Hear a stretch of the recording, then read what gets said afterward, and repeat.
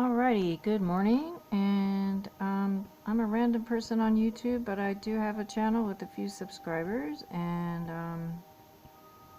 I am going to now do a little oration called uh, My First Past Life Memories.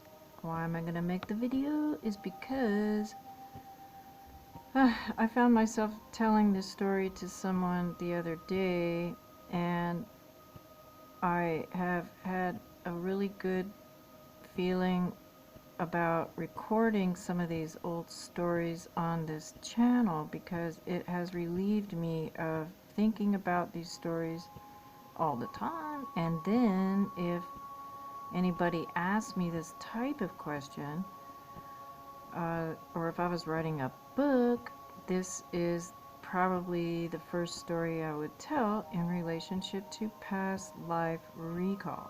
Okay, so I thought, okay, let's make a video about the story. So here we go. So, the first time I had real bona fide past life memory, according to myself, happened in two parts. The first time it happened is way back when I was 19, and I had just discovered that I had been living, well, I was in my 5th year of being a runaway child from home. And I thought I had it made and everything, and I would never go back to my family ever again. That's how I psyched myself into the situation I was in. But one fine day, I discovered this book. I opened the book, read a paragraph, and this white light went off in my frontal lobe, and I started crying like a dam burst, and I realized everything. And the name of the book was The Primal Scream by Arthur Janoff. I didn't even read the whole book. I had been scared of that book when I first saw it in 1970 when it came out. And I was in a really good mood, so I thought, oh, let's look at this book and see why it creeps me out. But anyway, I only read one paragraph and it triggered everything to open up, and I knew my 5 years of being a runaway were over, and I knew that all my past repressed emotions from this life were busting out like crazy. And so it was a very profound experience. And the reason it involved past lives at the time, which I didn't really know because I wasn't into past life, nothing, was that in the first week of that whole drama, which by the way occurred in a town of 200 people in the Southwest, this guy, where I saw the Primal Scream book, anyway, he had all of Art Janoff's material, the late Art Janoff. So because my body opened up to the therapy, I knew, okay, well, this is my tool for recovery. Anyway, while all that was happening the first week, I had this realization that said, everything that you are interested in or not interested in this life, clothing, politics, subject matter, everything about your personality now in this life is exactly the details that concern all your past lives, especially the ones that are the most prominently being acted out in this body that you have now. So in other words, the primal therapy thing kicked in so well that everything I did now had an original cause, a time when the trauma or the drama first happened, and that everything about me that I was doing, my personality, my tendencies for this, for that, for the other, I could almost just figure it out, what my past lives were. My interests, especially my interests, especially the clothes I liked wearing, this or that, all of those things were descriptive, if you looked into it and yourself, of what your past life memories were, or the raw data about where you have been and why you're the way you are on earth in this body. Okay, so now let me jump to the first time I had a true multi-layered past life memory. So, and the primal therapy process was and is all about opening your emotional body up to whatever emotions you repressed before you even were conscious of them. Okay? And that therapeutic process is you and your consciousness, you're opening up to your subconscious emotions that you did not ever feel. And the sessions you have with that are you're back being the baby again. You're back being the 2-year-old, the 1-year-old, the da-da-da. And remembering the shit like it's so familiar, but up until that point, you never even remembered it. So it's memory retrieval therapy, right? And so it was, I mean, I was having stuff like, this is how my memories came to me. And I go to sleep, right in the middle of the nightmare, wake up with the stuff, and just be fucking crying. I mean, for 6 years, I ended up working with a group of people in California for 6 years, and every day I got triggered one thing or the other, and I'd have to go, and we had padded rooms, or we would go, spend however long we needed to feel the feelings. Because as Janoff describes in his work, the emotions stay locked up in your cells. You can rationalize them away and everything, but he accidentally discovered that, here's an example. Let's say you were a little baby like me. My mother gave me away for adoption, so right away, the little baby got whisked away from mom after birth, and, just goes spiritual to survive. Like a little baby might scream and cry for the mother's body. I'm sure I did that. But instead, these nurses come, and, I think they might have took good care of me and stuff like that. But the if that little baby could have had a voice and speaking English and cried and felt the heartbreak of what just happened, that's what goes repressed. Because, that's why some adults think babies don't feel anything. Well, idiots, they're in, sorry, babies are just in survival mode, and you cannot afford, except for some infants will actually cry and they'll actually die of heartbreak. That happens, especially if they're not cared for. But I did have a spiritual realization in the womb. I guess that might be my first past life memory. Was during a therapy session. I remembered being in the womb at 4 months old, realizing I was going to be given away, and well, anyway, that's different. I want to tell about the real past life memory because it was pretty good. Okay, so that's what that primal therapy is about. Is retrieving memories and allowing the body to express what was never expressed in the past at the original cause at the original moment of the ordeal that made you go shut down. Okay? The way that Janoff described that process is if a child represses his true feelings over and over and over again, there's a point where the child stops crying. The child stops thinking about or feeling anything in order to instead conform to the people around him or her to keep the parents loving the child. In other words, the child will do anything just to have this love that they need to thrive and survive. So if there's a 1-year-old child being physically abused, the child splits off.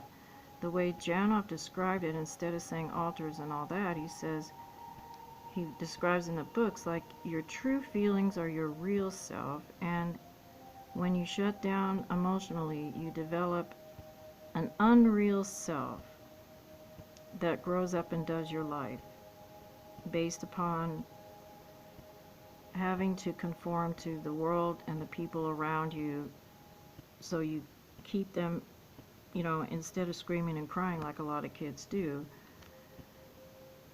at some point, if they don't get their needs met, they shut down and conform. And then the unreal self begins to develop in your personality. And of course, now you can see it like all the alters that you might, all the separate unreal selves or whatever that you might develop or in that category of unreal self. So I grew up in a therapeutic situation. It was either you are your real self or well, so anyways, right. So the first past life memory happened a couple years later after I realized that I was going to do this therapy. It took me 2 years to get to a city and work with a bunch of people and have a therapist. And I used those therapists and those people for 6 years in my 20s. I spent my whole 20s doing therapy throughout my childhood. Okay, so I hope this isn't boring, but I'm just for the record. So one day, we had a system where I paid for sessions every Friday for 6 years, $40 for my therapist, Robin Fryer. She was wonderful. And, but the other clients of her, we would get together and trade sessions. We called it buddy sessions, so we could sit for each other. Sitting for each other meant, we had these soundproof boxes, by the way, that were built specifically for the ability to have sessions of regression. The boxes were made out of wood, and on the inside they were lined with 6-inch foam padding covered with red cloth and a dimmer switch light and a fan, so that when you went inside these boxes, it was just as good as being out in the wilderness where no one could hear you, so you could thrash around, scream and cry and everything you had to do without being in a room freaking out your neighbors. So these boxes were invented to do our sessions in, and they provided a wonderful womb-like environment to help allow these emotions to come out and get healed, right? So my therapist Robin had a big old box that filled one of her rooms in her house, and that's where I did my sessions with her in those primal boxes, they called them. And there was a guy who built them, who was a client, and he came to the house I was renting with my roommate. And my bedroom, he built a box in there. Like, what are they, like 6 by 6 by 6 or something like that. So I could come home after a day on the street and go in the frickin' box and just have at it about what had happened, what was going on, So because primal therapy went beyond talk therapy. It was just beyond talk therapy. It was beyond talking about anything. It was like the object of the game was to sink into the feelings and make the connection with the original cause of why you're pissed off at your boss or da-da-da. So anyway, that was working for me and many of the other clients. In my case, I didn't, I read Janoff's books later after the fact. I was having, 6-month-old feelings. I was having all this stuff come up, and it was like, damn. Okay, so anyway, so 2 years later, I'm in the Bay Area of California. I have I've been doing therapy regularly for probably about a year, and there was a person I buddied with. Her name, well, I guess I can say her name. I don't know where she is. This was like fucking 40 years ago. Her name was Kendallin, and she was a client, and she had a primal box in her house too, and a husband across town. And we used to buddy. Now, when I met Kendallin, she reminded me so much of my mother. And she wasn't someone I'd normally be friends with, but she kind of pushed my buttons because she reminded me of my mother. So some of you who might have had abuse issues with a parent, if you meet someone similar like that parent, in the course of your day, you might have an odd feeling about that person because they're somehow reminding you of the parent that you had the trauma with. And you might have a hard time talking to that person, whatever. So anyway, Kendall was one of those people, but sitting for each other just meant that you would be quiet and witness and listen and hand Kleenex to the person, and then you'd take turns and the other person would sit for the others.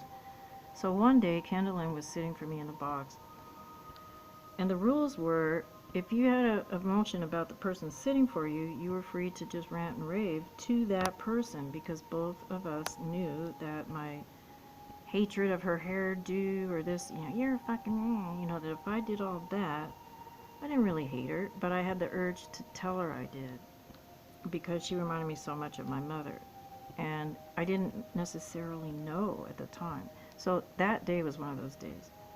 it was my turn, and I was just sort of starting to babble on about these creepy feelings I had about my mother. And Kendallin sitting there for me, there was something about her personality and the whole thing that just reminded me of my mother so much that with my eyes closed, I was sort of flopping around. And then in my mind's eye, I was seeing red. I mean, I wanted to fucking kill. I mean, so in those boxes, you can do that. You can, you know, punch around and fucking scream and everything and thrash around all you want and not hurt yourself or the other person. Well, I was seeing red for some reason in relationship to my mother. And I stopped myself because you always have control. I said, you know, Kendallin, I feel like I want to just slice your head off too, so maybe you should leave the box and let me do it by myself, because the point is to learn how to access this stuff yourself in the first place. So you know, and you have control over the sessions. You can stop yourself, you know, most people can anyway. So I asked her to leave the box because I just felt this rage, and I was a person who didn't have access to rage until this point in my life. And those were the rage emotions were the ones I had repressed since childhood anyway. So now they were coming out. So she left the box, and I was like, I continued with this just thrashing around like if my mother would have been there, I would have been 2 years old. You know how kids will scream at their parents, I hate you. Well, that was coming out of me. I hate you, da da da. If you're a little tiny baby and you can't talk yet, you might be crying and crying at your mother looking mad because you're a little baby. You can't even say why. You might hate your mother for something and you're screaming and crying, and sometimes the parents laugh at that and everything, but all that babies have is the crying ability to express intense emotions. Babies can't freaking talk yet. No, people don't respect that. So anyway,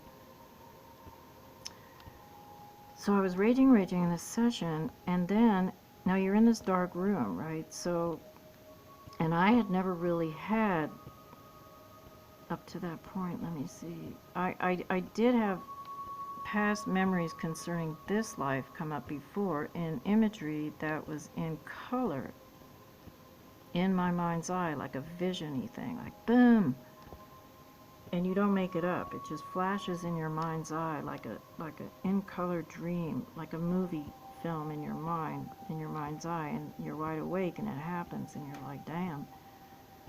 So that's what happened. I'm raging at my mother, saying things that I maybe didn't say as a little child, but then suddenly I had this vision, and I'm lying on my back in the playpen. The sun is coming in the sliding glass doors of the backyard of the house where I was a child till 8. I saw the sunbeams, and I'm lying in the crib, screaming and crying. I turn my head, and my mother is sitting on the couch, staring off into space, ignoring me while I'm screaming and crying because I simply wanted her to pick me up. Right? I'm on my back. I wanted to get out of the playpen, period. She wasn't doing it. She was ignoring me with the space look on her face. And I know how my mother was saying when it came to child raising that she was trying to follow Dr. Spock. This was in the late 50s. And she told me later on her and my dad would have arguments about whether to pick me up and satisfy my discomfort. My dad always wanted to pick me up and make me stop crying. And my mother was following the logic that they were trying to get parents to do, which was, well, let the child cry because they're manipulating you. So anyway, in this vision, my mother's staring off into space, ignoring me, and I'm screaming and crying. Okay. So that was a connection. That was like, oh, okay, I moved these feelings. I've been moving these feelings about rage to my mother, and it went right back to that moment when my mother was ignoring me, and ignoring me was a big deal. Now, the way that connected to the present life was that if I go to a party and I start talking and someone interrupts and ignores me, I'm real sensitive. I don't push my way into shit. So I've always been sensitive to being ignored if that happens. Like if they, You know what I mean? Like it was a thing that I didn't notice until I'm having this experience with this. I wonder what the video is showing. The leaves and the thing. Okay, so I'm lying there, and my raging stopped when this vision came in, because it's just so all-encompassing that you can't make it up. Especially the way the sun came in the house, and the couch and the playpen. You know, the couch was right there where it was when I grew up. Well, right after that, here's the past life thing that totally surprised me. Right after that, in that same session, another vision pops right up. I don't know if I was just crying, you know, about the whole thing or how it first happened, but the vision was this. And it followed the one about my mother and the crying baby who was being ignored, who wanted to be picked up.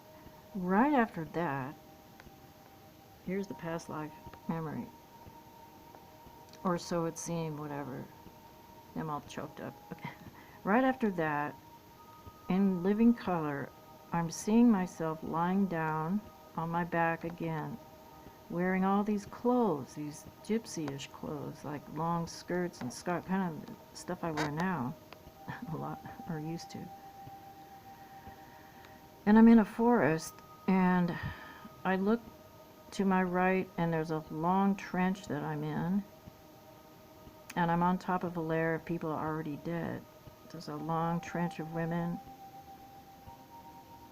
and it's obviously a thing where in some space and time, which to me felt like exactly kind of like World War II stuff, and you know, so I look to my right and I see all these other women, and I know we're on a stack of three or four tiers of bodies already, and I look up and there's a soldier with a rifle, and then I could see 10 or 15 feet to the right was another soldier with a rifle, and they were all pointed at us. So what they were doing is putting people in the trenches and then shooting and making sure they were dead, and then they were going to bury this thing. And it was in a jungle. It seemed like there was a building behind the guy. So there I am. I'm seeing this in my mind's eye. I had never read Holocaust stuff yet. I hadn't even looked into this shit. So it was not even in my conscious mind to even think of it. So I'm lying there and I was still alive, and I look up at the soldier's eyes, and I actually had the thought in my mind to plead with him not to do it. But that guy was just like my mother, the same face with the same mission to ignore the needs and the emotional reactions and to just do the job. And my eyes looked at his eyes to plead with him, don't kill me. He was ignoring that. There you go. That was a connection. It was like I came out of that like, oh, my mother ignored me, and then boom, back to this other reality where that soldier was ignoring me too. Like double wham, ignoring the plea to be picked up and rescued and taken out of that alone place where bad things were happening. So anyway, so that's it. That was like the first time I ever had a conscious past life memory system come up in relation to what it's, you know, in the next life. Here I get born here with my mom, and she's ignoring me too. So it was just like there is a little emotional pain inside of all of us when we're not having our needs met, or when we don't feel like we have the, what do you call it, the self-confidence to express needs. And it, decades later, I still got that issue, right? You're afraid that if you speak out and say what you need or want, that it's going to be ignored. There you go. So anyway, that was the first time I had a past life memory attached to a present childhood memory. There were more later on, tons of past life recall that happened, not by hypnosis. I did have readings to validate some things later on, but I just have had this ability. It happens now. There's a bunch of them, of past life recall. Usually when I go to sleep, I get waken up by it.